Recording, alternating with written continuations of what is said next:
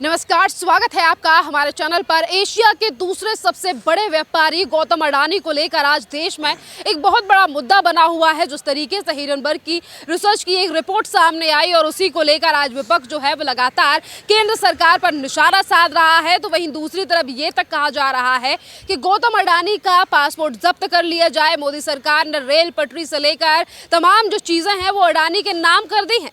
इस पूरे मुद्दे पर बात करते हैं। हमारे साथ मौजूद हैं वेद शर्मा जी, किस तरीके से देख रहे हैं इस मसले को कि एक तरफ हिरनबर्ग रिसर्च की रिपोर्ट सामने आती है और आज उसी रिपोर्ट के हवाले को लेकर विदाउट किसी प्रूफ के आज विपक्ष लगातार मोदी सरकार पर हमलावर है और कह रहा है कि ये तमाम चीज़ें जो हैं वो मोदी ने ही कराई हैं, उन्हें पता था कि ये होने वाला है। देखिए, आज आपको समझना पड़ेगा इस देश के अंदर कांग्रेसी कॉकटेल के अरविंद केजरीवाल और इस प्रकार के प्रोपोगेंडा को बहुत इजीली सेल करने में महारत हासिल की हुई एओ हयूम द्वारा स्थापित भारत की पता नहीं कितनी बार बनी बिगड़ी कांग्रेस। अब देखिए, अरविंद केजरीवाल न्यूयॉर्क टाइम्स में एक ऐड छपवाता है, उसके बाद पूरे दीन दुनिया में वही भजन गाने लगते हैं। और अगर राहुल गांधी के लिए कहीं कोई लेख छप जाता है तो पूरी कांग्रेस उसको लेके जो है बवाल उठाने लगती है, जैसे पता नहीं कौन सी ऐसे सर्टिफाइड नोबेल प्राइज़ मिल गया हो। तो ये अडानी बिल्कुल भी निशाना नहीं है। ये निशाना कहीं ना कहीं भारत की जो ये एक छवि पूरे वैश्विक पटल पर बनती जा रही है उसको टारगेट करने का ये एक बहुत सोचा समझा प्लान है। आपने अभी थोड़े दिन पहले देखा होगा किसान आंदोलन की आड़ में कैसे भारत की जो अर्थव्यवस्था है उसको जो है टारगेट किया जा रहा था। फिर आपने एक बहुत अच्छा शब्द सुना होगा उस वक्त, टूल किट के नाम से। क्या नाम है, बड़े बड़े ग्रेटा थनबर्ग से लेकर मियाँ खलीफा जो भारत के प्रति चिंता जता रहे थे। और आपको ये भी याद करना होगा कि जॉर्ज सोरोस नाम के एक व्यक्ति ने भारत में जो एक राष्ट्रवाद की लहर है उससे लड़ने के लिए $1 बिलियन प्लेज किया था। तो अगर आप बहुत सारी ऐसी संस्थाओं के बारे में थोड़ा सा गहन अध्ययन करेंगे तो आप पाएंगे कि इसी प्रकार के उन सो कॉल्ड NGOs को जो फंड मिलता है इसी प्रकार के जो है कार्टेल के द्वारा मिलता है। तो ये आज हम क्या बात कर रहे हैं, 2014 से लेकर 2023 में हम खड़े हैं। तो भारत ने जो सबसे ज़्यादा फोकस किया है, भारत की सरकार ने जो सबसे ज़्यादा फोकस किया है वो कहीं ना कहीं इंफ्रास्ट्रक्चर के ऊपर फोकस किया है। और जिस देश का इंफ्रास्ट्रक्चर जितनी तेज़ी से मजबूत होगा वो देश उतनी ही तेज़ी से विकास करेगा। अब आइए बात करते हैं अडानी की। तो ये पूरा का पूरा फियास्को कैसे शुरू हुआ? ये शुरू हुआ सबसे पहले BBC ने नरेंद्र मोदी के ऊपर जो है एक टारगेटेड डॉक्यूमेंट्री बनाई।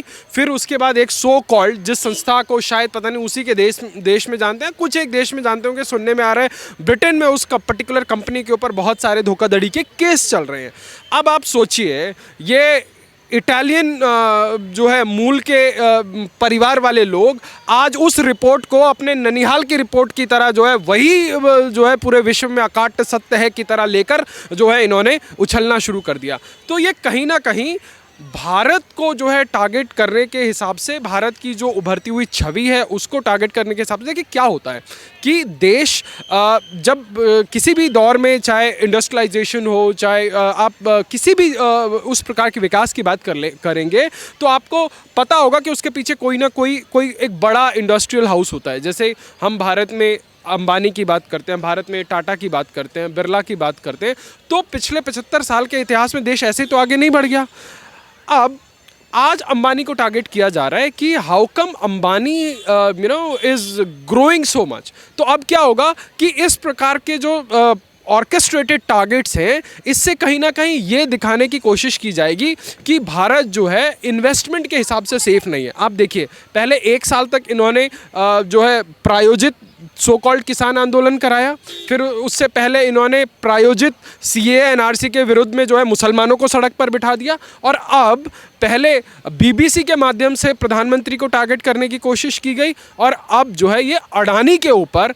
अब मैं आपसे एक सवाल पूछता हूँ, आज कई लोग जो है छाती पीटो कार्यक्रम कर रहे हैं कि भैया अडानी का शेयर गिर गया, अडानी का शेयर गिर गया। मैं आपके चैनल के माध्यम से उन तमाम सो कॉल्ड अर्थशास्त्री है ना, उन लोगों से पूछना चाहता हूँ, भैया 2021 के बाद अमेरिका में टेस्ला का जो शेयर है वो लगभग 75% गिर गया। उसके बाद मेटा का जो शेयर है वो 77% तक गिर गया। नेटफ्लिक्स का भी ऐसे 70 से 75% के बीच में गिर गया, और पेपाल का भी लगभग 75, 77, 78, 80% के आसपास गिर गया। अमेरिका में तो कोई इस प्रकार की इस प्रकार का बवाल नहीं मचा। भारत के किसी सो कॉल्ड अर्थशास्त्री ने उसके ऊपर रिपोर्ट लिखने की भी सहमत नहीं जताई।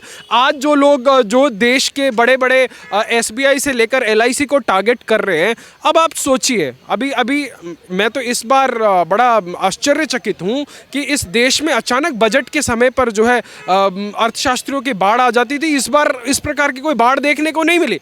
तो ये जो पूरा का पूरा ये इकोसिस्टम एक तैयार हुआ है, ये कहीं ना कहीं अडानी की आड़ में जो है भारत को टारगेट करने की कोशिश की गई है। और अभी आपने सुना होगा कि पिछले दिनों जो है साउथ में एक बड़ी कंपनी के ऊपर इनकम टैक्स की जो है रेड पड़ी, और वो कंपनी क्या काम करती थी? वो कंपनी जो है नोट छापने का काम करती थी, और ये तक माना जा रहा है कि वो जो है पाकिस्तान को नोट छापने के कागज़ मुहैया कराया करती थी। और जब इस प्रकार की कंपनियां टारगेट होती हैं तो जानना ये ज़रूरी है कि उन कंपनी के पीछे किन लोगों के इन्वेस्टमेंट है और किन लोगों के वेस्टेड इंटरेस्ट है। तो आज ये एक पूरा का पूरा इकोसिस्टम भारत को कहीं ना कहीं जो है भारत की उभरती हुई इमेज को, भारत में होते हुए विकास को डीरेल करने पर आमादा है।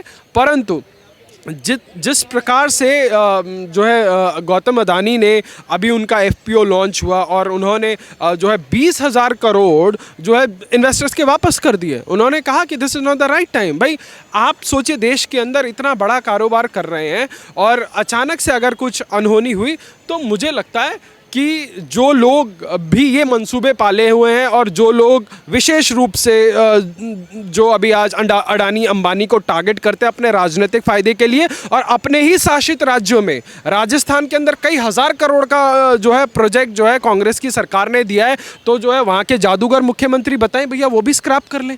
तो ये एक सिर्फ मैं आपके चैनल के माध्यम से उन तमाम जो आज अडानी के शेयर गिरने पर जो एक प्रकार का मुजरा कर रहे हैं, जो एक प्रकार का जो जश्न आज़ादी मनाने की कोशिश कर रहे हैं, भाई ये क्या मोदी आने से पहले या बीजेपी गवर्नमेंट आने से पहले क्या अडानी पानी पूरी बेचता था क्या, या इंडिया गेट पे क्या चुस्की गोला बेचता था? भाई अडानी तब भी अरबपति था और आज अडानी एक्सेलरेट कर रहा है। अब अडानी के शेयर गिरने से अगर तुम्हारे घर में कोई फ़ायदा हो तो बहुत अच्छी बात है, शुभकामनाएं, तुम बन जाओ करोड़पति, अडानी की जगह तुम कर लो। पर आज आपके चैनल के माध्यम से मैं उन तमाम लिबरल्स को जो है बता देना चाहता हूं कि जब आप और हम चर्चा कर रहे हैं तो आज इजिप्ट के प्रेसिडेंट अल सीसी ने जो है वहाँ के बहुप्रतीक्षित जो बहुत बड़ी परियोजना है जो स्यूज़ कैनाल के ऊपर, उसके लिए अडानी को हर संभव सरकारी मदद देने का ऐलान किया है। ठीक है, और इसके साथ साथ मिडिल ईस्ट और सेंट्रल एशिया में जितने भी जो है प्रोजेक्ट उनके चल रहे हैं और वो उसी प्रकार से कंटिन्यू चलेंगे। वहाँ की सरकार, वहाँ के तमाम जो स्टेक होल्डर्स हैं, उन्होंने मजबूती के साथ अडानी के साथ खड़े होने का जो है एक वादा किया है। तो आज जो अडानी की आड़ में देश के अंदर देश की इमेज को डाउन करने का जो लोग प्रयास कर रहे हैं और उस प्रयास को कई लोग अपनी राजनीतिक जीत मान रहे हैं, मुझे लगता है उनके मंसूबे सफल नहीं होंगे। लगातार ये भी कहा जा रहा है कि मोदी सरकार ही तमाम चीज़ें करवा रही है, नीरव मोदी से लेकर तमाम लोगों को टारगेट किया जा रहा है। संजय सिंह तो ये तक कह रहे हैं कि पासपोर्ट जब्त कर लीजिए, पता नहीं कब देश छोड़ के भाग जाए अडानी। देखिए, जिन लोगों की फितरत टिकट ब्लैक करने में रहती है ना, वो उनकी पूरी ज़िंदगी में मतलब आप उनकी फितरत वही रहती है। देखिए, जो कीचड़ में खेलने वाला प्राणी होता है, अगर आप उसको रेशम के मलमल के गद्दे में भी बिठा देंगे तब भी उसको जो है कीचड़ में ही सनना पसंद है।